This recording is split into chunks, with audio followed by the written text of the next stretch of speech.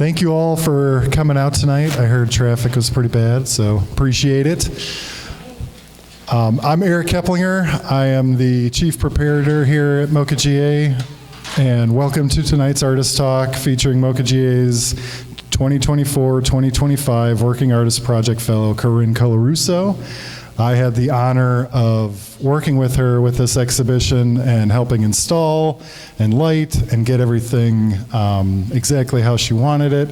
And we're very grateful to have this beautiful show here at MOCA. I think I first became familiar with Corrine's work over a decade ago, because I've been working here for 13 years now, and you were in a group exhibition. I think it was maybe Georgia Artists, Select Georgia Artists, something like that.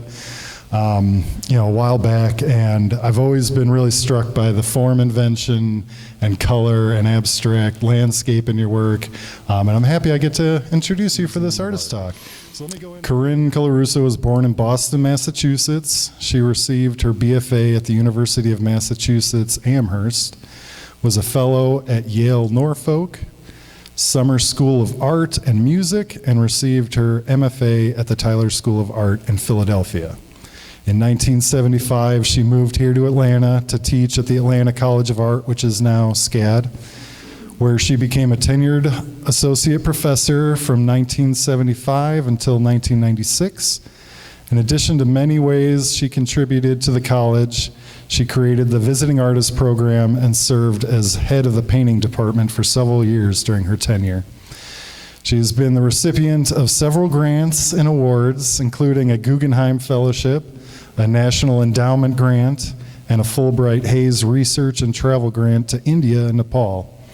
She has been a visiting artist at the American Academy in Rome and artist in residence at the University of Georgia in Cortona, Italy, at McDowell, and the Ossabaw Island Project in Ossabaw Island, Georgia. Her work has been shown in solo and group exhibitions for 5 decades and is included in numerous public, private, and corporate collections such as the High Museum of Art, the Nasher Museum at Duke University, the Macon Museum of Art and Science, and MOCA GA, among others. So hopefully we can give Corrine a warm welcome and applause here, and she can take over. Thank you all. Thanks so much. I'm so appreciative for y'all to come, because the traffic was bad tonight, and artist talks are, we've been to a lot of them, all of us, and they go good, they go bad. Hopefully this one will be a good one. But in the spirit of Thanksgiving, I just want to express my appreciation to all the staff, starting with the interns at MOCA GA. They're lovely people. I met with the whole group of interns a couple of weeks ago, and we talked about the show, and they were lovely young artists. And then, of course, we have Anise and we have Lexus and all the people here. And Stacy and Eric just know so much. They're just solid as a rock. And I also want to say that we, as Atlanta people and artists, we have so much to look forward to as MOCA enters into this new chapter with the new building. And this is the last show in the old space, so I hope it goes out with a bang that punctuates this. And I want to send appreciation to Annette. She couldn't be here tonight, but when I think about this dream turning into reality, this idea that a museum is going to be built specifically for Georgia artists, and all the fundraisers, all the auctions, all the telephone calls and emails and the stops and the starts and the fundraising, the sheer number of cocktail parties that woman must have gone to make this all happen. I am just in awe of it. And you see the model outside in other space, and it's happening, and it's going to happen very, very soon, and I'm just thrilled about it. And I want to send my appreciation out to Annette. And if you're not members, please join, because it's great. So here we are, and this is a large body of work. I was telling Rocio, my friend, if this was the last show I ever get to do, I'd be pretty happy with it. and this would be okay. And hopefully it's not the last, but I said in an interview that this was my November portfolio. And so maybe in another 7, 8 years, I'll have a retrospective, and that will be my December portfolio. But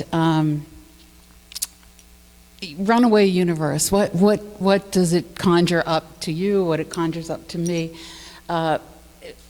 If you take a look at the paintings, you'll see that things are in flux in most of them. There's sort of this surge of air and motion as a backdrop for a lot of them. Rain descends on some of the leaf structures and forms. Things are in transition. Things will go from red to green to blue to yellow. Things are in movement. Things are moving. So I'm painting things that are hard to see or that happen very quickly. As twilight descends on a landscape, I'm sort of seeing it, but I'm also speculating about it. I'm seeing it, but I'm imagining it.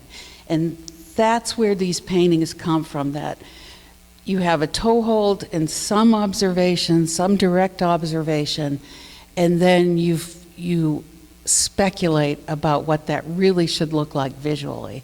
So that's where these paintings lie, somewhere between reality and speculation. And so there's that part of the meaning of Runaway Universe, things that you see just for a moment. The other part of the meaning for me is about more of the general state of the world that we find ourselves in. And, you know, I answered the question also by saying, who among us doesn't know about climate change? Who among us isn't aware of how quickly our world is changing, not only environmentally, but politically? And I look at my country these days and I see a stranger, and that feeling of just a dystopia that is there, that the universe that we once knew is sort of running away and we don't have the ability to catch up. So the title Runaway Universe describes what I'm painting and also how I'm feeling. And that kind of is the umbrella topic, I guess, of what all of this work is about. Does anyone have a question, or does anyone? Hold on real quick. We'll pass the microphone around for questions. So here Okay. I'll take this. Just which is your favorite painting? That's impossible to say. Every day it's different, you know. There are a lot to choose from here.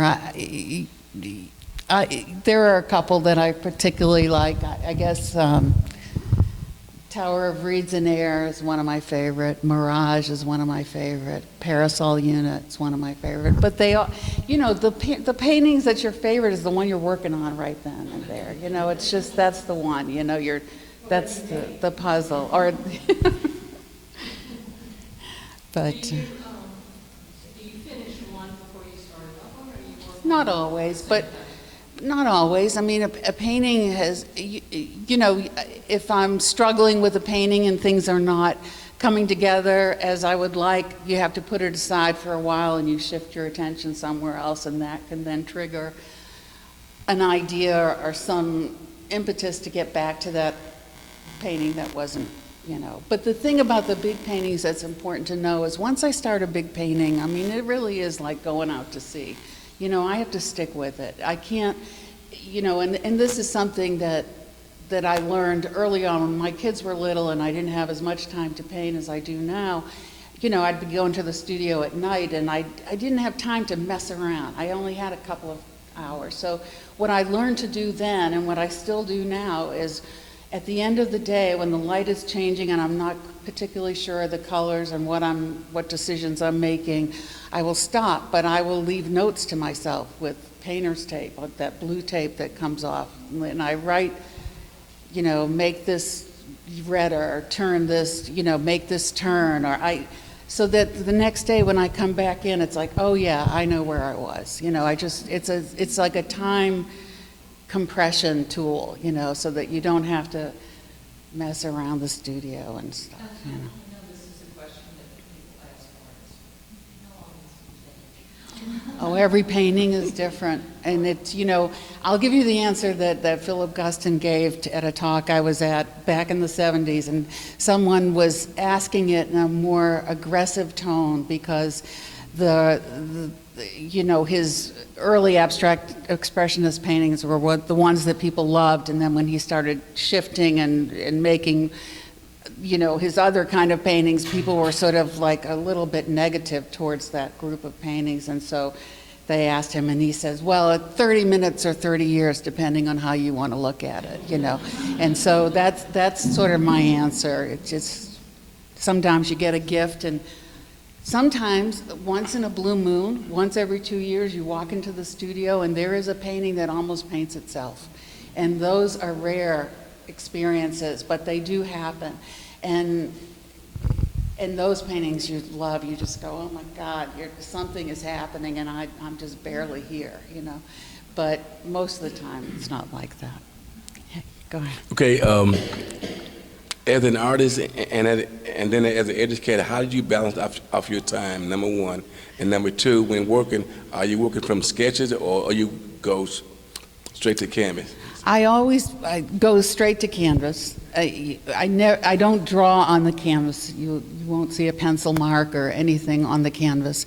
Sometimes the drawings come after the paintings. Most of the time they come after the paintings, except the sketchbooks. Now the sketchbooks I do like I'm doodling at night. There's nothing, the TV could be on. I'm watching TV and I have a sketchbook and I'm just drawing. It's just, and there's no judgment there. I'm just drawing, just to see what turns up. But most of the time, like the drawings of those that are in front of that first painting right there in the case, those came after that painting. So, And as far as balancing time, my God, we all do it in crazy ways, I'm sure. So you said you just go directly to painting? Yes. Sketch anything out? No. I mean, So much that's overlapping and intertwining. now, it's not like I'm not, I think all paintings are really a combination of intention and discovery. You go with intention, right? You have an idea, and I have a big work table, and so there's sometimes images that I tear out of the New York Times sitting there. Sometimes there are photographs that I've taken and just print out on paper. Drawings. There's a collection of items. There's even words sometimes. I keep a list of titles on my phone, like any words that sound really good to me, I just keep them on my phone. And I sometimes read the phone. I think, that's kind of what is happening there. But then when I start painting, you're just painting, like you start. So, and like I say, it's intention plus discovery. And you need both. And if you don't have one, if there's no discovery for you as an artist, there's no discovery for the viewer. If there's no sense of like, oh, she was on the precipice, or that mark was, But then there's also got to be some structure, some intention. And you can see the orientation is uniform here. Everything is vertically oriented. And that's partly because I want the paintings to be as available to the viewer as possible. And I like the verticality of the paintings because they reflect the stance of the viewer. You're standing in front of the painting, looking at the painting sort of reflecting back at you, and it kind of creates a space for your personal experience of the painting. And that's one of the reasons why they are the size they are, and also the orientation that they are. Like these 84 by 66 inch paintings, they're slightly larger than a person with their arms outstretched, and slightly taller, but they're not giant beyond, they're still on a personal level. They're still within creating that space. And I think that that's a way to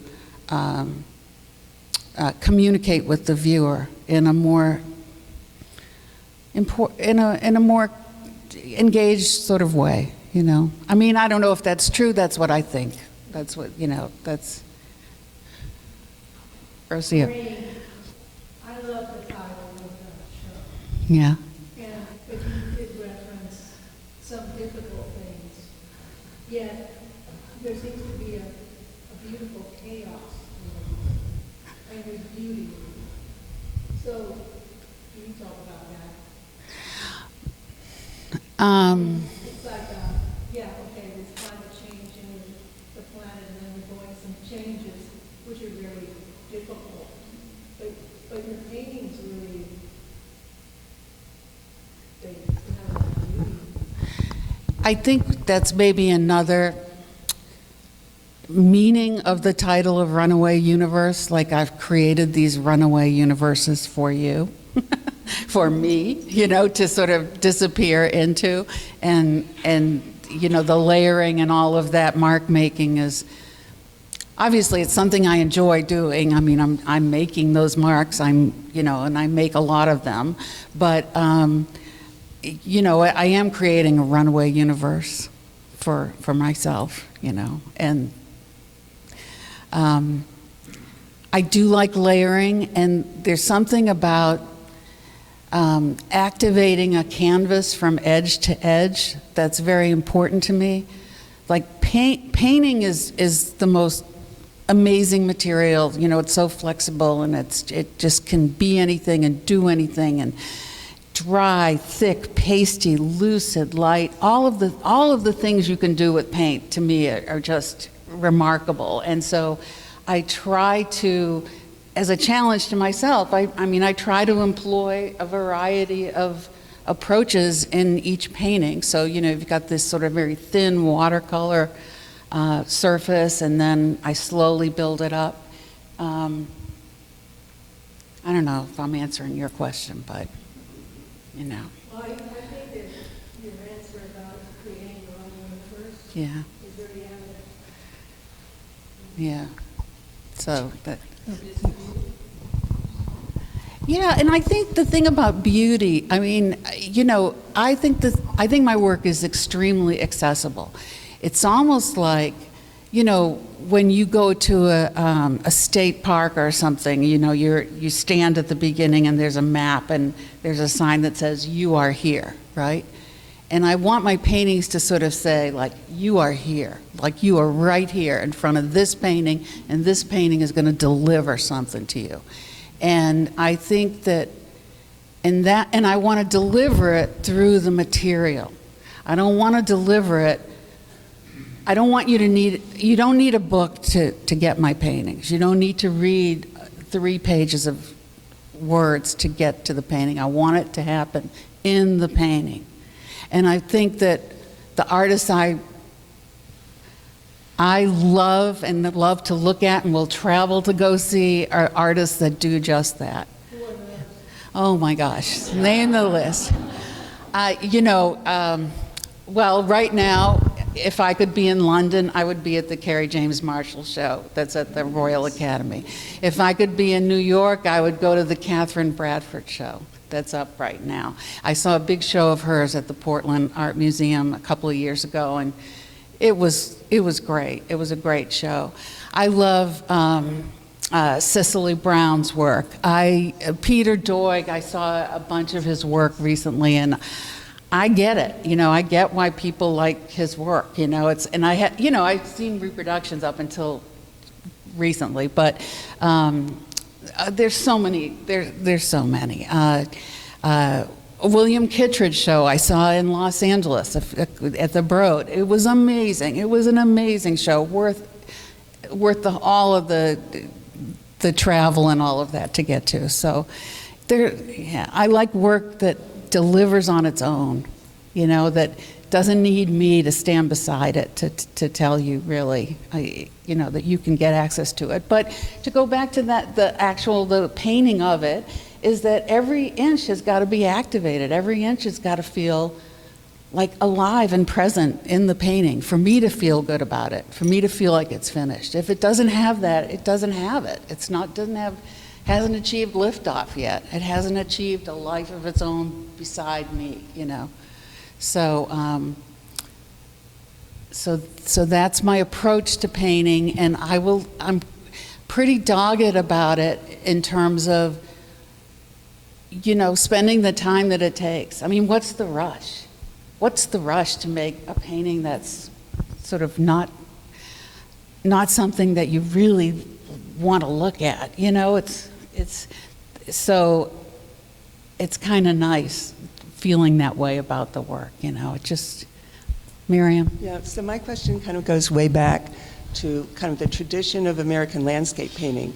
So for instance, the painting on your right behind you, I look at it and I think, okay, I'm seeing like Church and Bierstadt on the right-hand side of like those big vistas, and then like kind of deconstructing it and saying like, but this is what's right in front of you. So and a lot of the paintings have that. Yeah. These kind of grand vistas that opened up. So I was just curious, you know, aside from the people that you love looking at now, the artists, the contemporary artists, which I love that list, but, and I really envy that you got to see all those shows in the various places. But, so what's your relationship with that? I mean, do you ever think about those people who went out before we ruined everything? Right. Well, I always say I think that Charles Birchfield was the last landscape painter that could frolic in the landscape without the encumbrances that we are all very aware of, you know. He could just kind of go out and sort of hear the sounds and, you know, paint those sounds into his painting. So I love his work. I mean, there are so many landscape artists. It's hard to pinpoint, and it's changed. Like early on when I finally said, okay, you're going to paint landscape, you know, I went to see a big Frederick Church show in DC, and you know, that was, you know, decades ago, and of course, you know, the spectacle of it was just amazing, and there's a little spectacle. You know, I'll grant you that. There's a little sense of, you know, the big sky and the little spectacle in the paintings, but then there's a Charles Birchfield, like hearing sounds, making marks, trying to connect.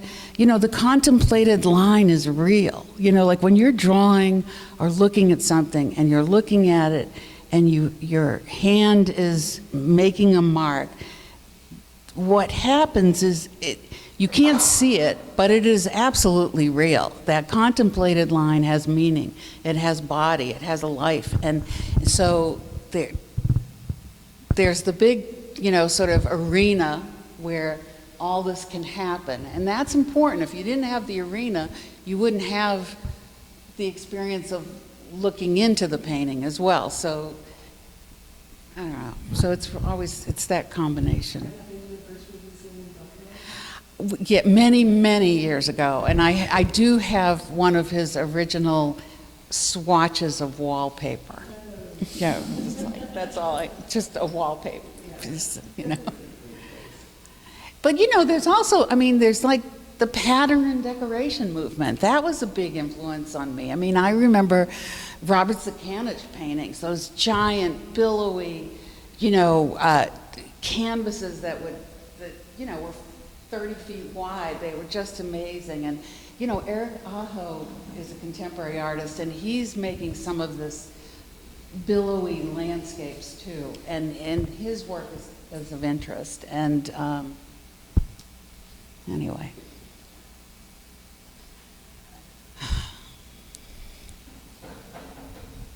Paul.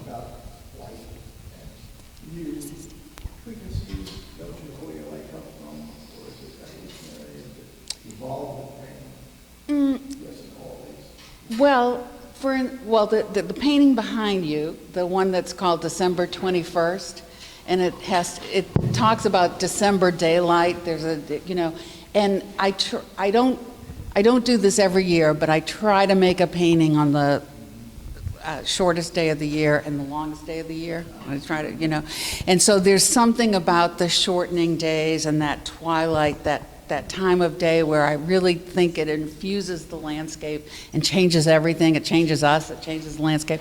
So that's in my mind, but that's an idea. You know, it's not so much that I'm painting from a specific kind of light, because the painting is too big. It's in my studio, you know. But it's an idea about the twilight and the short days, and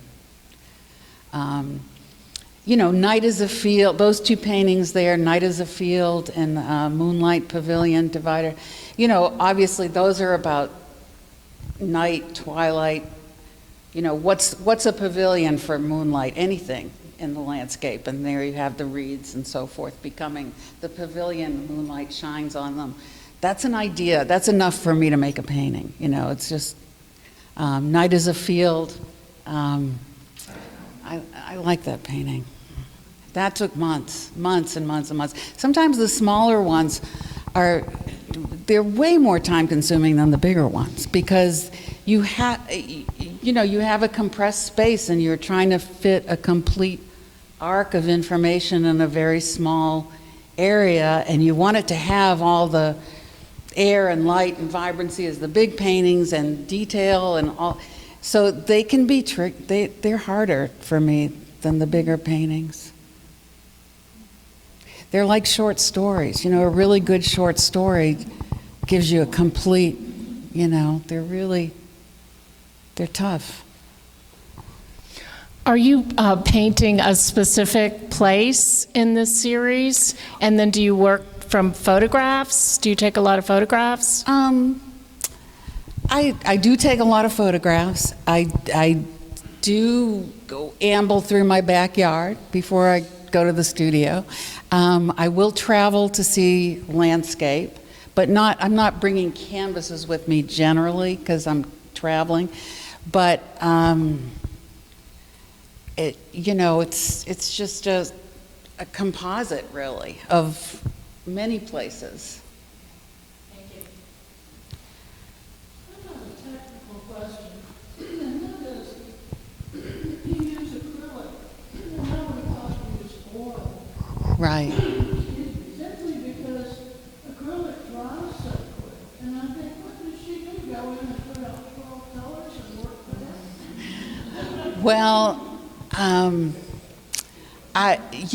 when I start a painting, the first thing that goes on the gessoed surface is a lot of water. So I try to keep the humidity levels and moisture levels up. But you're right, acrylic paint does dry fast. I don't use any mediums, it's just water. Occasionally, if I've got a big area to paint and I want it to be alive longer, I will use a few drops of retarder in the paint mixture. But it's just water with the paint. And I had to learn how to use acrylics because when I was painting with oils, I developed this incredible allergy. I would walk into my studio and my eyes would start to tear and nose would run. I couldn't paint with oils. And back then when I switched to acrylics were like glue. They were horrible. But now they're much better as a material. So, yes? Just a question. I know you said many of these are composites from photography and things. Are any of the ones that exhibit particularly influenced by the Okefenokee Swamp? Well, because I'm so old, I took a little liberalness when writing about this body of work because the Okefenokee Swamp paintings that were done from the swamp, from many trips to the swamp, are not in this show. However, that visiting the swamp was the place that allowed me to just sort of give up my fight against landscape. Because, landscape, let's face it, landscape is like the gateway drug to, painting. It's like everyone starts with a landscape. And, and they can be sentimental, and they're just burdened by a lot of, triteness. And, and I was trying to be a serious artist, and I thought, oh my God, you're going to paint landscape. But, I was so overwhelmed with the beauty of the swamp, I said, surely you can make a good painting. And I've dug into that. I did a whole show called The Sunrise Show, and that was up at the Macon Museum of Arts and Science, and it was all sunrise paintings. And that was the question: can you paint? You came to that show. You came to my artist talk. 2014, 11 years ago. It was a long time ago. And then I did another show at the Newport Museum of Art called Magic Gold Full Sun. And the title of that show came from visiting a nursery, like Pike's Nursery. And I'm looking at this plant, and I'm reading the name of the plant, and it's called Magic Gold, and it requires full sun. I said, oh, that's a great title. That's just, bam. So, and it was an extension of the sunrise show. And the question was, can you paint a serious sunrise? Can you be a serious artist and paint a sunrise? And the review said yes. I mean, I just, And so, I just why not just embrace it? Just and the thing about beauty is, beauty can deliver ideas. There's nothing wrong. I mean, I know we've gotten to a place in art that, beauty is talked about in a variety of ways, not always pejoratively, not always, positively, but I think beauty can deliver ideas. And I think my goal is to keep you looking at my paintings for as long as possible. I mean, that's just it. Doesn't every artist want people to really look at their work? At the heart of it, it's an act of communication. So if I can lure you in, say, with beautiful surface, color, whatever, I'm going to do it. Yes, go ahead. I ask about the swamp primarily because I'm primarily a figurative painter. Yeah. But for over 40 years, I spent quite a bit of time in the Okefenokee Swamp, but I've never done any landscapes of the Okefenokee Swamp. But when I saw them, many of them did remind me of it has the picture plants and a lot of those type flowers. Right. So that's why I ask if any of these particularly were influenced by the swamp, because they do remind me of the swamp a lot. So thank you. Yeah, I think there's a lot of humidity in my paintings.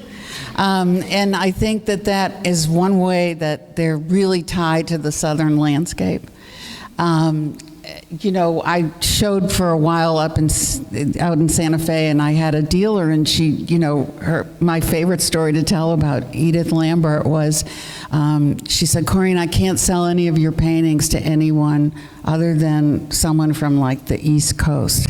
And she said, I can't figure it out. And she pondered it for a while, and then after, she said, I've got it, I figured it out. She said, your paintings have way too much humidity in them, it's just so, there you go.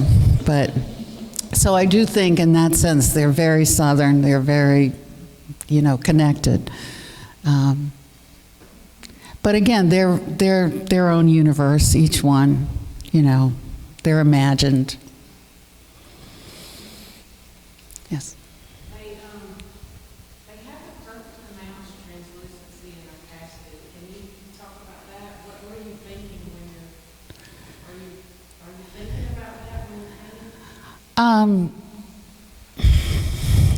Well, I mean, I am, but I don't know if I can break it down exactly like that, other than to go back to what I said earlier about wanting each inch of the painting to have a certain aliveness quality, and you get that by contrasting and, different, just shifting things as you, because I'm interested in the meandering eye. I'm interested in how, my measurement is myself, right? I'm in the studio, so I'm looking at the painting and I'm thinking, am I interested in following that? Am I interested in following that line? If I'm not, why not? So what can I do there? What's wrong there? What does it need? What is it? Do I eliminate something? Do I add something? It's the making. It's the, and if I didn't care about that process, I certainly wouldn't be doing this. Because it's, there's nothing rational about making paintings, other than you're in the studio every day and you're just making marks. Yes.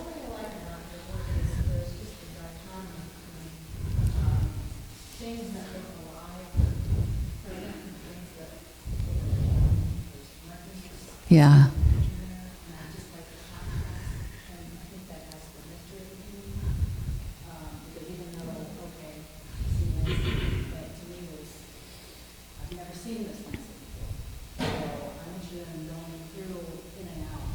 Right.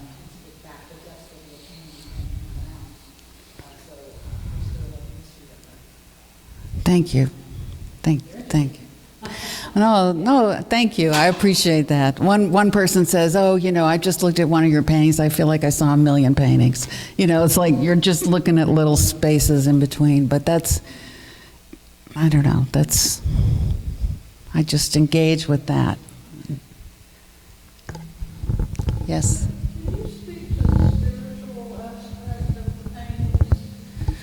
Well, that's kind of up to you. That's hard to speak. Everyone sort of, the mystery and the spiritualness of painting to me happens in the studio, in the sense that you sort of make a painting, have a life beyond you, that it can exist without you. And the fact that it happens with just material and water and paint and liquid stuff, and it happens. That's what keeps me going back to the studio, because each painting you're at ground zero, right? They're restless creations. You're not really sure. You begin with some intention, and then you hit the canvas with paint, and then, you realize what a disadvantage you're at, because it's this perfectly white canvas, and you think you can make it better. So that's. But as far as the spiritual quality, I do hope that you engage with the painting, and if that leads to a spiritual experience, so much the better. I mean, I will say this, I grew up Catholic, and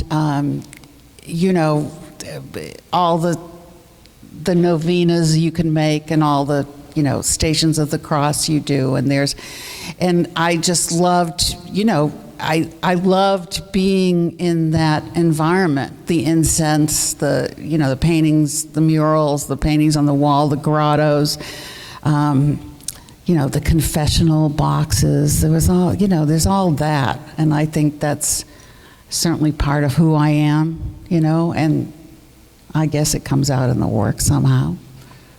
But I'm not a practicing Catholic now, and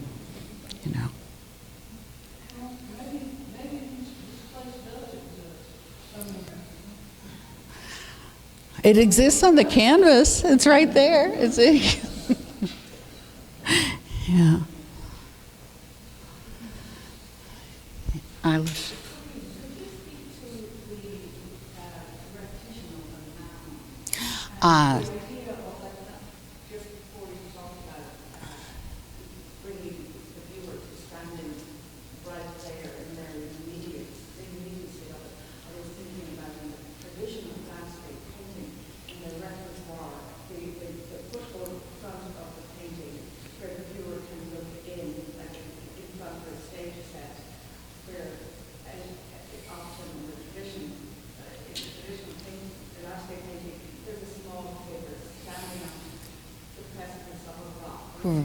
Right. And how you brought us right onto that rock, mound or that. And then also there is a sense that you and I were talking earlier, before your talk, about having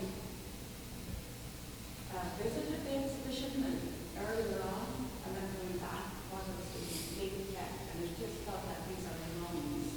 They have this huge lightness, the mounds. They have this breath. And they also remind me of Georgia Cutzy,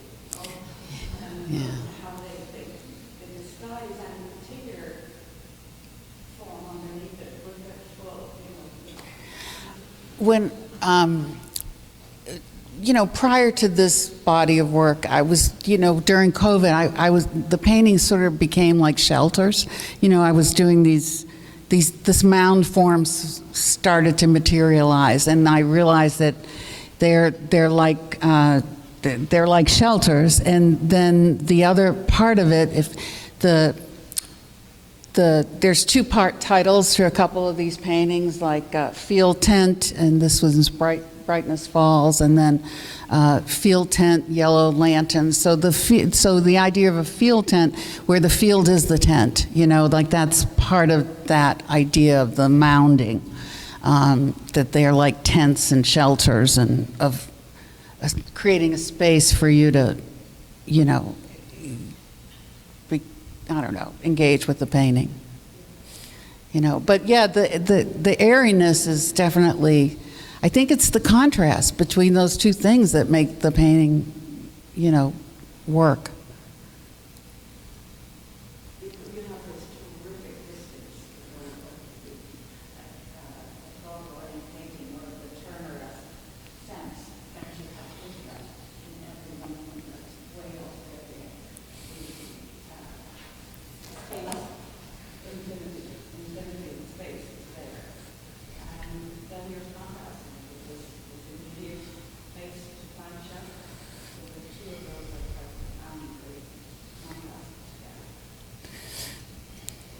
Thank you.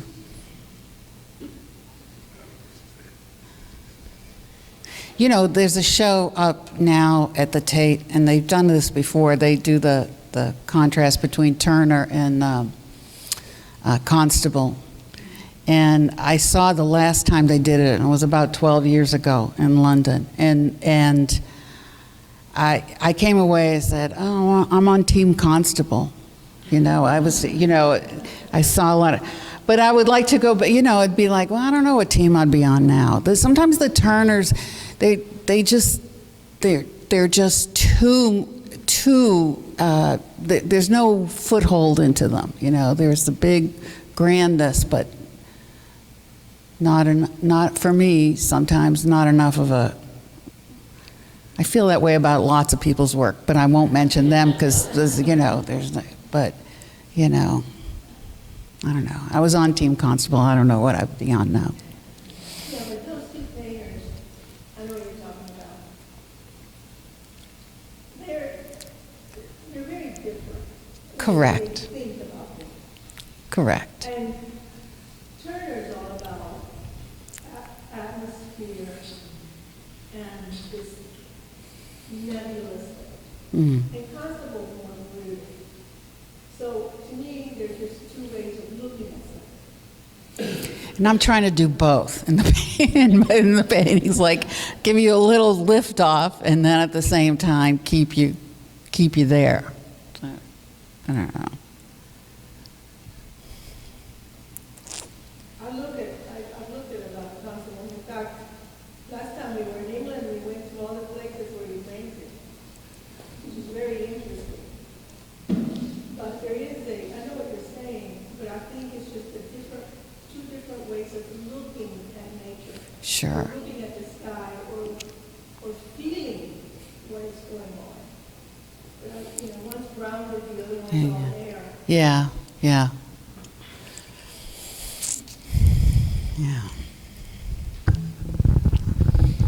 Favorite brush? Favorite brush? Oh my God, you should see my brushes. They're pretty ugly. They're just, I wear them out. I just wear them out completely. And you know, when they're on sale, I'll buy, you know, a dozen, 2 dozen. It's like, I use the flat brush a lot, you know. Any other questions? Yes, go ahead. Do you listen to music while you paint? No, I cannot. Okay, because I know people feel very strongly one way or the other. So. I absolutely cannot. I Yeah. listen to NPR all day long. So I just, you know, and sometimes I'm listening and sometimes I'm not, but it's there, it's on, but I cannot listen to music. There's no way. It would just be too influential to my movements, you know, it's, no.